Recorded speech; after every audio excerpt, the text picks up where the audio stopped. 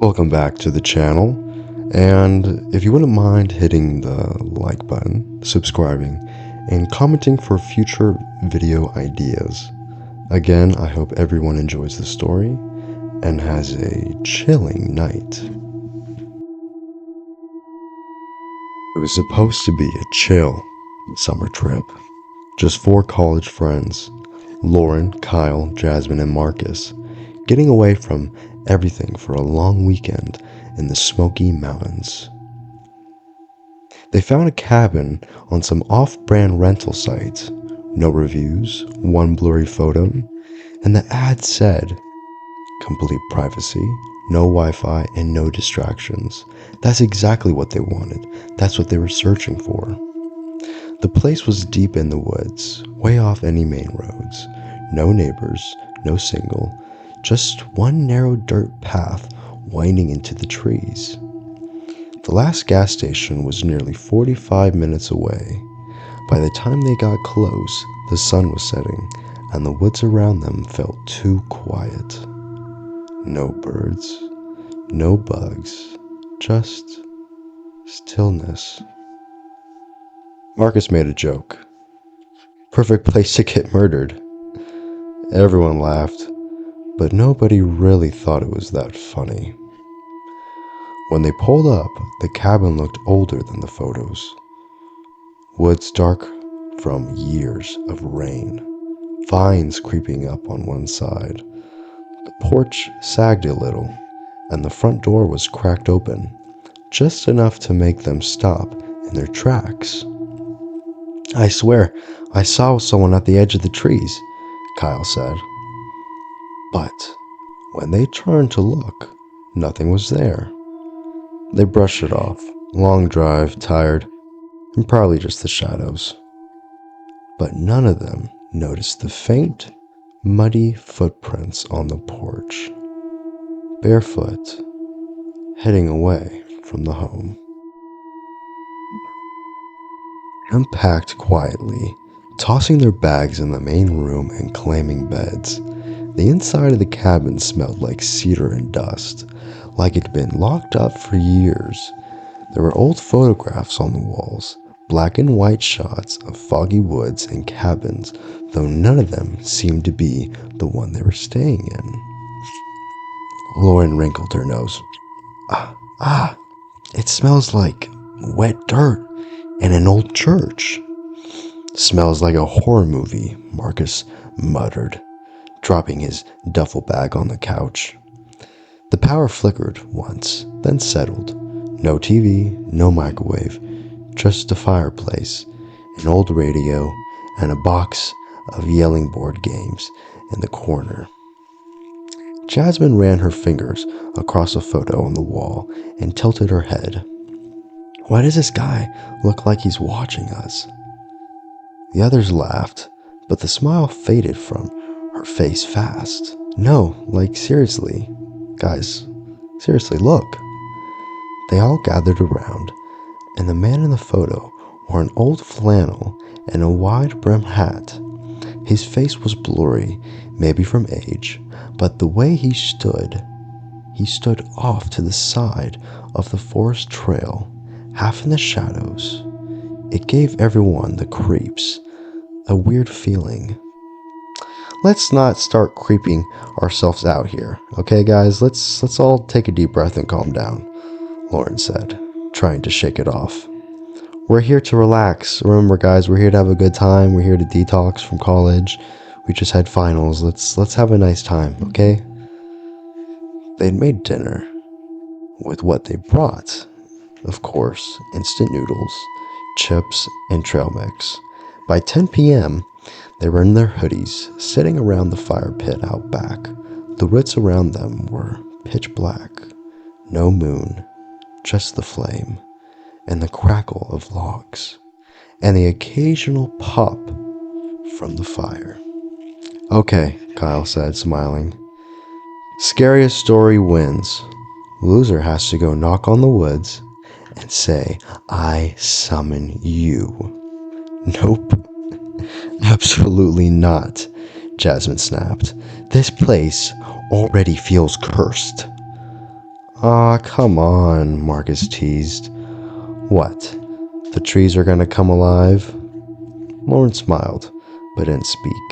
She kept glancing over her shoulder like she felt like something was moving just beyond the firelight. Halfway through Kyle's story, the fire flickered hard like something heavy passed by. Not wind, just pressure. Jasmine jumped. Did you did you see that? Kyle looked around. See what? The fire. It moved. Like something walked behind us. They sat in silence for a beat. The woods felt closer now, like they were pressing in. And still, no wind, no sound, just darkness. Lucas tried to lighten the mood. Alright, we get it. The forest is creepy. Let's just go inside before one of y'all summoned Bigfoot or something. They laughed, but it didn't feel real. Back inside, they played cards in the main room. The only light came from a lamp in the corner that buzzed every few seconds like it was shorting out. The air felt thick, like the whole cabin was holding its breath. Then, at exactly 2:33 a.m., came the sound that none of them could explain.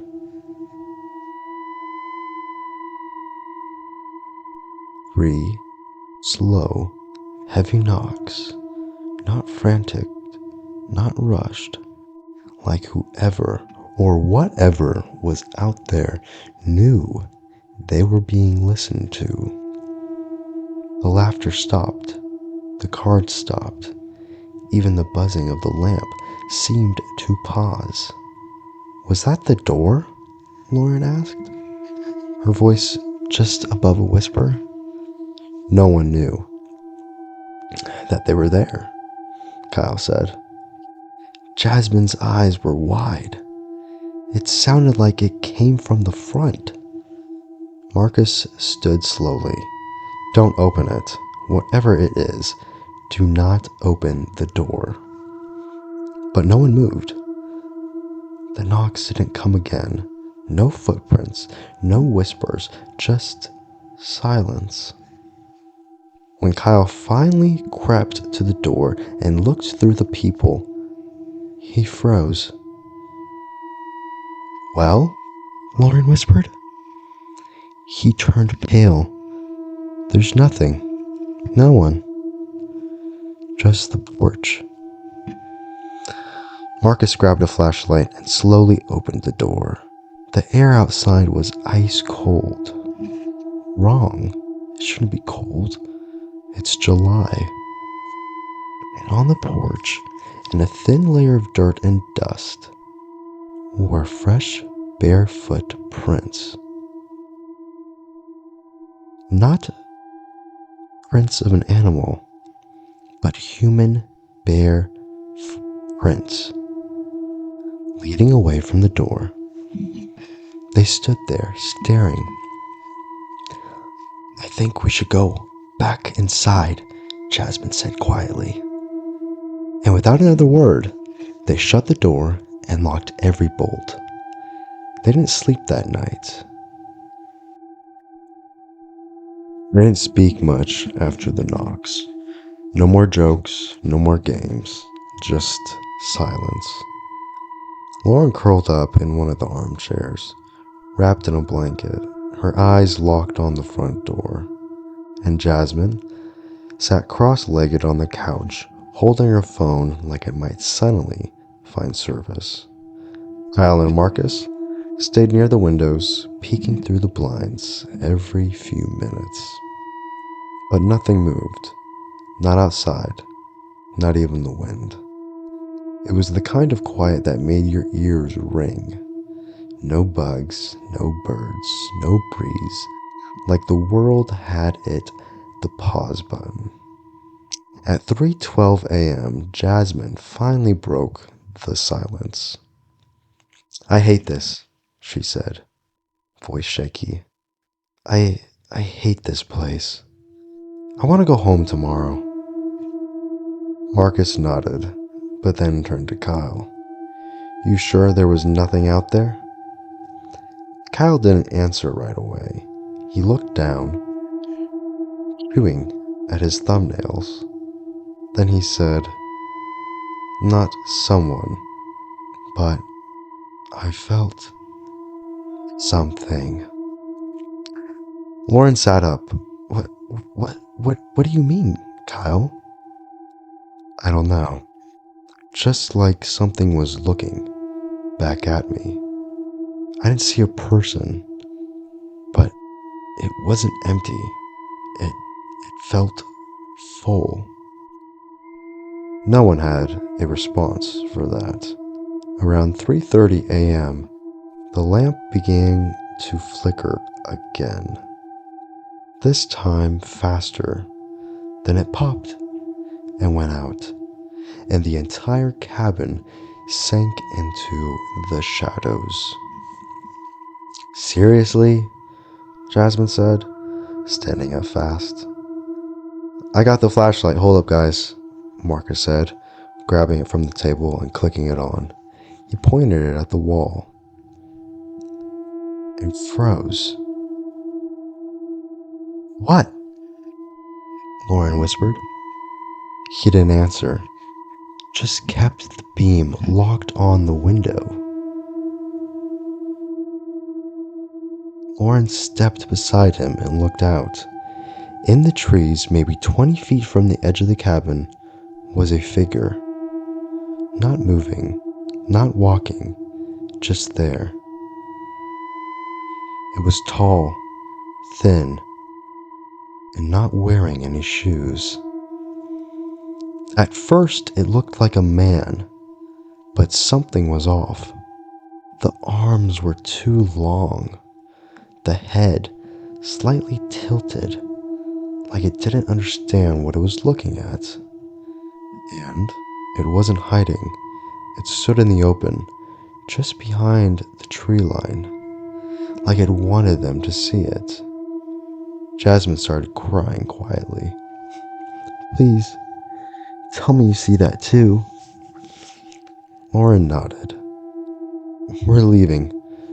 First thing in the morning. Marcus whispered. What if it doesn't want us to? They stayed huddled in the living room until dawn. When the sun finally came, the figure was gone. But outside, in the dirt below the windows, were more footprints. Not just one set this time, 3 sets. Each were bare, no shoes, each leading in different directions, each ending mid-step, like whoever made them just vanished. They didn't sleep that night. As soon as the sun rose, they packed their bags in silence. No one mentioned the figure in the woods. No one joked. No one said that was weird, or maybe it was an animal, because deep down, they knew it wasn't. They made coffee, sat at the kitchen table, and waited for daylight to finally settle in. Something about driving that road out in the dark felt wrong, unsafe, like the forest wouldn't let them go until it was ready. At 8:07 a.m., Jasmine finally broke the silence. Has anyone else heard that noise all night? I think it was maybe scratching? Everyone stared at her. What scratching? Lauren asked. Jasmine hesitated. I didn't want to say anything last night, but maybe around 4 a.m., I heard it, like on the walls, slowly dragging its fingernails right behind the couch.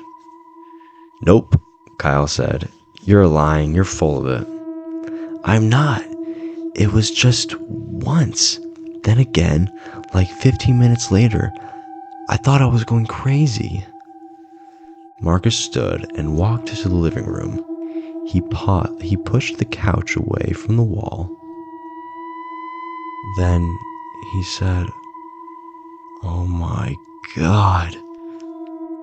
Lauren ran over. Behind the couch, carved deep into the woods,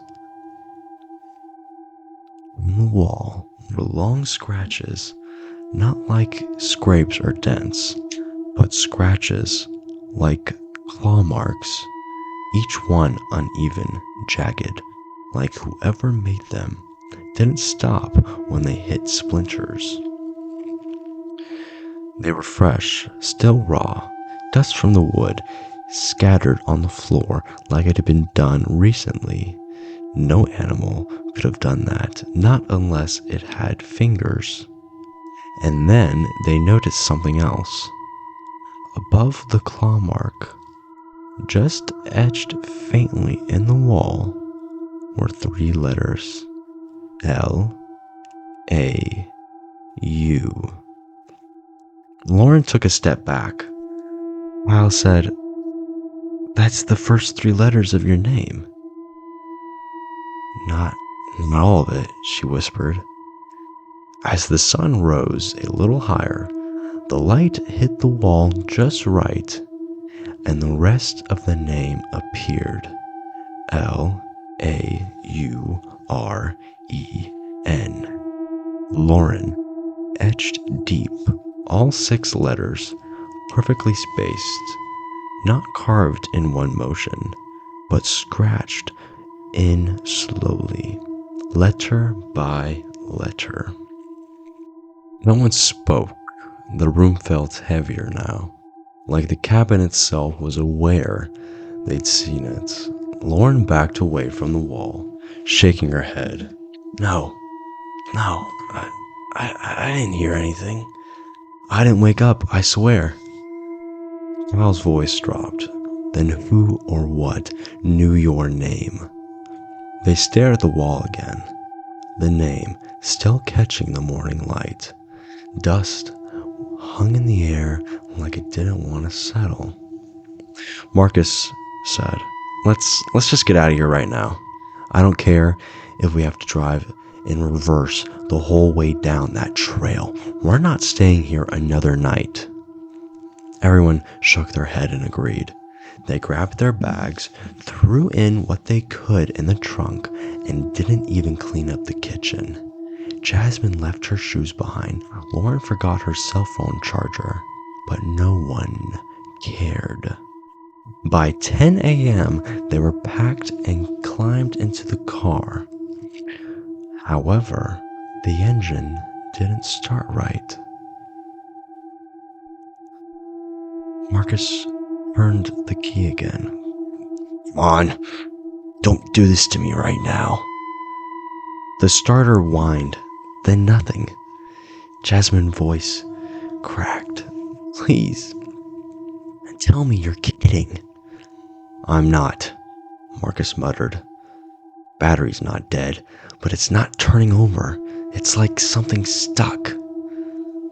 They all sat there, the cabin looming behind them, the trees still watching. Then Kyle said it. "We didn't lock the door." Nobody moved. They just looked at each other. Lauren's hand slowly went to the handle of the door. If it opened, if something got inside.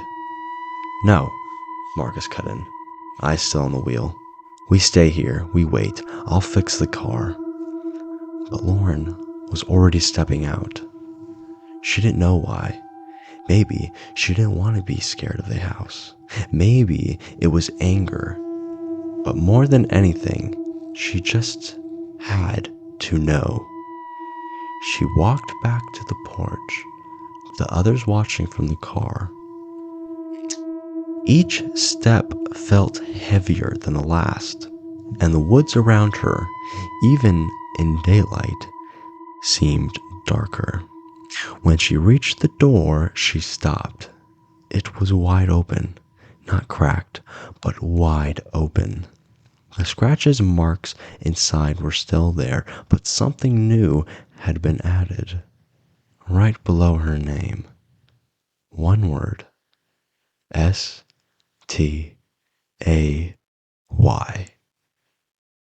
Day. Freshly, jagged, carved so deep that the letters curled the wood. Lauren turned and ran. Back at the car, the engine finally roared to life without warning. They didn't wait. They didn't pause. They didn't question. Marcus hit the gas and didn't let off until the cabin was out of sight, hidden once again in the dark trees. But Lauren couldn't stop shaking because deep down, something about the word didn't feel like a threat. It felt like a promise.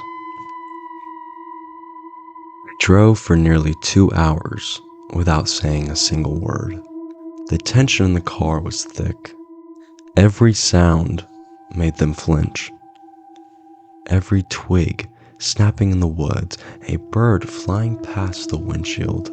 Even the engine felt too loud.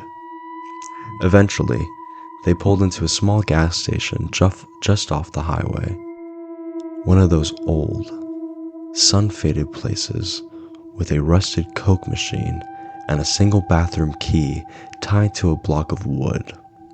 Inside, Lauren paid for a few water bottles and a tank of gas. The man behind the counter was old, weary, with hands that looked like they'd been working since he was born. He barely looked up at her until he saw the address on the receipt. "You kids staying up in the cabin?" he asked. Lauren hesitated. "Not anymore." The man finally looked in her eyes. "Saw the news a year ago about that place? You know, a ranger found scratch marks inside the wall, all over him. Said it looked like someone had tried to claw their way out." Lauren's blood ran cold. "They never mentioned that on the listing." He gave a dry chuckle. "They never do, sweetheart." She turned to leave, but his voice stopped her. "You didn't stay past the third night, did you?" She froze. "No." "Why?" He nodded slowly, still staring at her. "Good," he said. He didn't say anything else, and she didn't ask. But in the car, she told the others what he said. No one responded. They just stared at the window, wide awake now, even after being up for nearly 30 hours. Later that week, when Lauren went to leave a review of the cabin, the listing was gone. Not marked unavailable, but gone. No trace, no review. Like it had never been there at all. Thank you for listening. That was a true story. Or at least as true as the person who told it and swears it to be. If you made it this far, hit the follow button or the subscribe button for more creepy real stories. And don't forget, if something ever knocks 3 times at midnight, do not open that door.